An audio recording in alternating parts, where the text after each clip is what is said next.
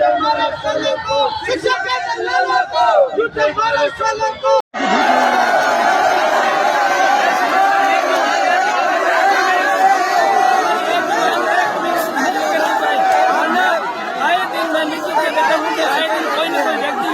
आत्महत्या करेगा, ये मैं निश्चित नहीं देता हूँ। मैंने खुद को राम नाम है उस विद्यार्थी को मैंने बताया वो आत्महत्या करने ही वाला था। मैंने उससे कहा कि हम पैसे बच्चे उठा करके भेजेंगे तुझे और तुम यहाँ कॉलेज आ, क्योंकि उसको ये बताया गया एडमिशन कर ले। एडमिशन करूंगा नहीं तो मुझे बस नहीं दी, तो बस के नाम पर पैसे नहीं दी, तो वो उसके पिताजी है नहीं, वो घर से आकर गया, मतलब घर से 20,000 रुपये लेके आया, सब उन्होंने हड़प लिए और उसको बेइज्जत करते हैं। ये मरने वाला था, हमने इसको बचाया और आए दिन कोई कोई मरेगा ही नहीं, इसकी हमारी तरफ नहीं हुई। तो बच्चों के सामने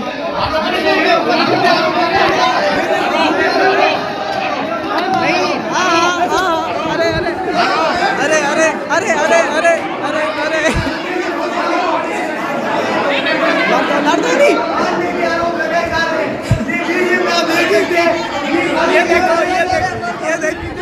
ये देखो हम तो नहीं मारे,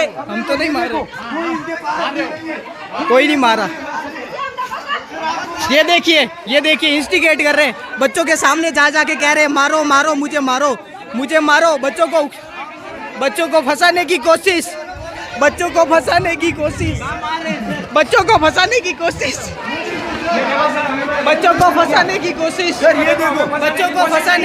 कर रहे हैं। ये देखिए बच्चों को फंसाने की कोशिश।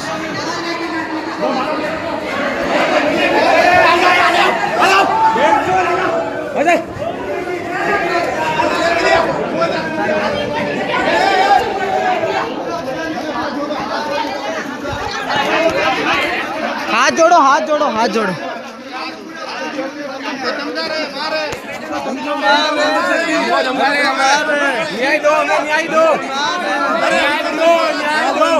हमें लार मत जाओ, लार मत जाओ, हटी रहो। हाँ करो, हाँ बुलाओ लार जा, अरे लार जा। अरे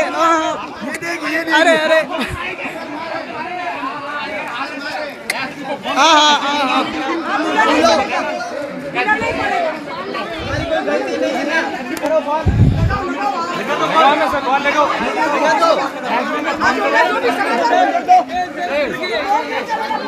ये कुछ वीडियो क्लिप्स बिना बोले ही अपने सिस्टम के उस फेलियर को बताती है कि एक कॉलेज द्वारा उस हद तक स्टूडेंट्स को टॉर्चर किया जाना कि वो सुसाइड तक की नौबत पर हो, और लगातार शिकायतों के बाद में भी प्रशासन कोई किसी प्रकार की सुनवाई नहीं कर रहा है। मिल रहा है तो सिर्फ आश्वासन। जमीर इतना मर चुका है लोगों का कि वो कोई सुनवाई नहीं करना चाहते। भाई 1.5 महीने से प्रोटेस्ट इनका चल रहा है, डीएलएड फर्स्ट ईयर और सेकंड ईयर में बात कर रहा हूँ धापूबाई बीएसटीसी कॉलेज की, और उसी के साथ में मर्ज उज्जवल विक्रम बीएसटीसी कॉलेज के बारे में, जहाँ 1.5 महीने से स्टूडेंट्स लगातार प्रोटेस्ट कर रहे थे। प्रशासन को शिकायत करी गई, डीओ साहब को शिकायत करी गई, कलेक्टर साहब को ज्ञापन देकर के शिकायत करी गई, केंद्रीय मंत्री को शिकायत करी गई, उप मुख्यमंत्री दिया कुमारी जी को शिकायत करी गई, पंचायत विभाग से टीम आती है, इनको आश्वासन मिलता है कि जल्दी से आपकी सारी समस्याएं सुनी जाएंगी। समस्याएं क्या थी? एक तो सुनसान जगह पर कॉलेज का होना, कंप्लीट स्टाफ ना होना, जो गिने चुने टीचर हैं 3rd क्लास क्वालिटी के, बोलने की कोई तमीज नहीं है, लड़कियों के साथ में बदतमीजी से बात करते हैं, दारू पी करके आते हैं, और तीसरा उनको हॉस्टल में रहने के लिए फोर्स किया जाना, 50,000 60,000 रुपए चार्ज उनसे कर रहे हैं, 3rd क्लास फैसिलिटीज हैं, और उससे भी बड़ी बात है टॉयलेट वॉशरूम वगैरह की ठीक व्यवस्थाएं नहीं है, गेट वगैरह टूटे हुए हैं, लड़के लड़कियों के एक जगह पर ही हैं, अलग अलग होने चाहिए ना, और वो सारी चीजें हैं। लड़कियों की हॉस्टल में हैं, लड़कियां कुछ जो हॉस्टल में रह रही है तो उसी हॉस्टल में कॉलेज का पूरा स्टाफ रह रहा है, टीचर वहां दारू पी करके डोलते रहते हैं, लड़कियों से बदतमीजी करते हैं। अगर आप ये बताइए किसी लड़की को छेड़ा होगा, कुछ भी गलत हुआ होगा, कोई लड़की नहीं बता रही होगी, उस पर क्या बीत रही होगी भाई, ये बताइए ना आप। कोई सुनवाई करना ही नहीं चाहता भाई, सब इस मामले को टालने में लगे हुए हैं कि ये सेकेंड ईयर वाले तो अब चलो इंटर्नशिप में चले गए, अब वहां बच गए सिर्फ फर्स्ट ईयर वाले।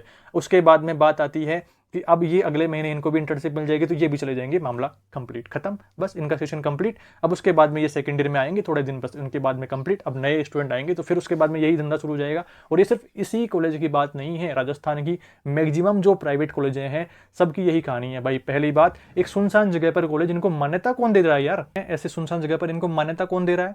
उसके बाद में दूसरा, इनके पास में कंप्लीट स्टाफ क्यों नहीं है सारे 10 सब्जेक्ट के लिए, और उसके बाद में तीसरा, इनके पास में सारी फैसिलिटीज़ क्यों नहीं है, इनके पास में वॉशरूम वगैरह की सारी व्यवस्थाएं चेक कौन सी टीम कर रही है, ये कौन से पैसे का करके टीम चेक कर रही है, यही समझ नहीं बैठ रहा है कि इनकी मान्यता कैसे मिली हुई है इनको। और इतना सब हो जाने के बाद में भी स्टूडेंट का 1.5 महीने से प्रोटेस्ट चलने के बाद में भी कोई किसी प्रकार की सुनवाई ना होना अपने सिस्टम के उस फेलियर को दिखाते हैं। अगर मैं ये पूछ रहा हूँ कि पंजीयक विभाग से जो टीम आई है, या जो डीओ साहब को कंप्लेंट दी गई है, या जो कलेक्टर साहब को कंप्लेंट दी गई है, भाई आप लोग तो परीक्षा पास करके ही आए हो ना, आपने तो सारा स्टूडेंट का जो स्ट्रगल है वो सारा देखा हुआ है ना, कम से कम आप तो सुनवाई करो। कोई नेता वगैरह कोई है तो उनको नहीं पता है कि स्टूडेंट का कितना स्ट्रगल का सारी चीज़ें रहती है, तो उनका चलो मान लिया कि वो नहीं समझ पा रहे हैं, वो नहीं सुनवाई कर पा रहे हैं, वो स्ट्रगल सारा नहीं सुन पा रहे हैं, पर कम से कम आप तो सुनो, आपके तो बच्चे पढ़ रहे हैं, आपने भी तो पढ़ा है, आपने भी तो परीक्षा पास करके यहाँ पर आए हैं। ज़मीर इतना मर गया है ना लोगों का कि कोई सुनना ही नहीं चाहता। एक कॉलेज जहां हमने प्री टेस्ट पास करके ज्वाइन हुए हैं, वहां जहां हम फीस दे रहे हैं, कोई फ्री में पढ़ा के एहसान थोड़ी कर रहे हो हमारे पे, फीस दे रहे हैं, टीचर से स्टूडेंट तक के जो स्ट्रगल है, जो सारे स्किल्स हमें सीखनी होती है, जो हमें टॉपिक प्रेजेंट करने की स्किल्स, जो सारे मेथड्स का नॉलेज हमें सीखना होता है, वो सिखाने की बजाय स्टूडेंट को इतना ज़्यादा प्रेशर दिया जा रहा है, इस तरह से टॉर्चर करा जा रहा है, जहाँ स्टूडेंट खुद स्टेबल नहीं हो रहा है, वो बच्चों को कैसे पढ़ाएगा भाई, ये बताइए ना आप। और ये सिर्फ बीएसटीसी की इन कॉलेजों की कहानी नहीं है, बीएड में भी ऐसा ही काम है, मैक्सिमम राजस्थान की प्राइवेट कॉलेजों की यही कहानी है। सुनसान जगह पर कॉलेज होगी जहां कोई किसी प्रकार की सुनवाई नहीं होगी। इन कॉलेज में बैठने के बाद ये अपने आप को कलेक्टर समझने लगते हैं कि अब भाई कलेक्टर हो गया मैं, तो अब यहाँ से किसी की नहीं सुनने वाला मैं। एडमिशन से लेकर के फाइनलेशन कंप्लीट होकर के रिजल्ट आकर के मार्कशीट आने तक ये अलग अलग प्रकार से लूटने का इस तरह से सिस्टम इन्होंने बना रखा है। पीछे भी कई वीडियोज में मैंने इनके बारे में बात करी हुई है, बट बीएड बीएसटीसी स्टूडेंट पर भी कोई जूं तक नहीं रेंग रही है। ये बात आप समझिए कि हद तो यहाँ हो जा रही है कि चलो डिपार्टमेंट नहीं सुन रहा है, पर बीएड बीएसटीसी के स्टूडेंट ही नहीं सुन रहे हैं कि हमारी कॉलेज में थोड़ी है भाई, हमारा कॉलेज तो सही है, हमारा काम तो सही चल रहा है। भाई तुम्हारा कॉलेज सही है, कल को तुम्हारे छोटे भाई बहन वो ज्वाइन करेंगे किसी कॉलेज में तो वहाँ हो सकता है, कल को तुम्हारे बच्चे ज्वाइन करेंगे वहाँ हो सकता है। आज अगर तुम सब एक नहीं होगे तो कल को तुम्हारे साथ में कुछ होता है तो कौन खड़ा होगा, ये बताना मुझे ज़रा। पीछे भी मैंने 2-3 वीडियोज में आपको इसके बारे में बताया था कि हम सभी को मिलकर के आवाज़ उठानी होगी और सभी कॉलेजों के बारे में आवाज़ उठानी होगी कि सिस्टम ठीक हो। और चलो जो कोर्स में ज्वाइन हो रखे हैं वो नहीं बोल पा रहे हैं अपने कॉलेज के अगेंस्ट, जिनका कोर्स कंप्लीट हो गया है कम से कम वो तो आवाज़ उठाओ भाई, तुम तो बताओ कि क्या सारा सीन है।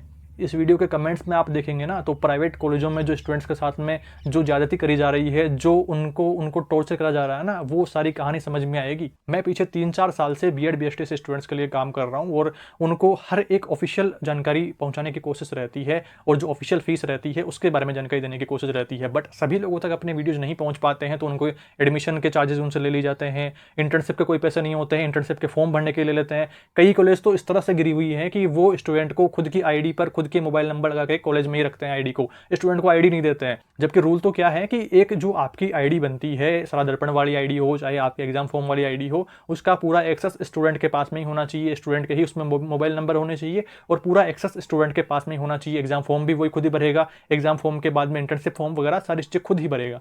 पर कॉलेज वाले इस हद तक गिरे हुए हैं कि उनके भी पैसे चार्ज करने लग जाते हैं। तो आप सब लोग अगर एकजुट होकर के आवाज़ उठाएंगे अपने सभी कॉलेजों के बारे में, सभी की व्यवस्थाओं को ठीक करवाएंगे कि हमारे साथ में जो गलत हुआ है हमारे छोटे बड़े भाई बहनों के साथ में ना हो, हमारे बच्चों के साथ में ना हो, तो ये इसकी जिम्मेदारी आपको लेनी होगी। अगर आप इसे टालते रहेंगे ना तो वो दिन दूर नहीं है जब आपके साथ ऐसा होगा और कोई साथ नहीं आएगा।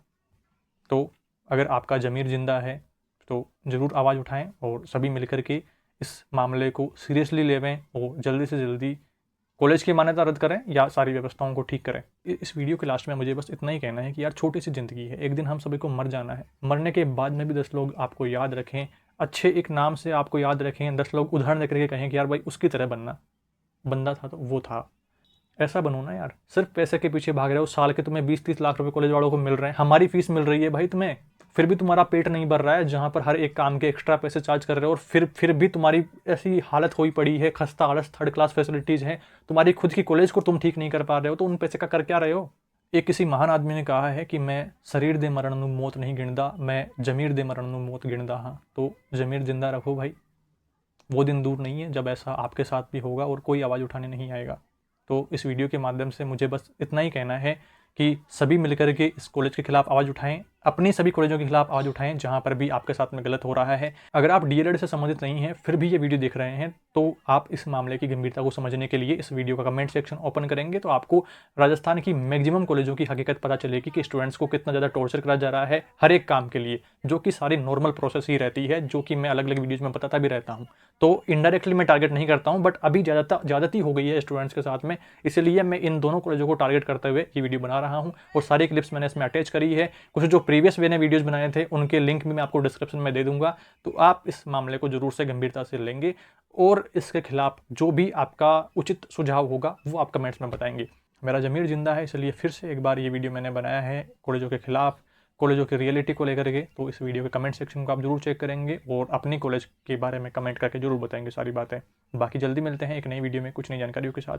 Thank you for watching this video.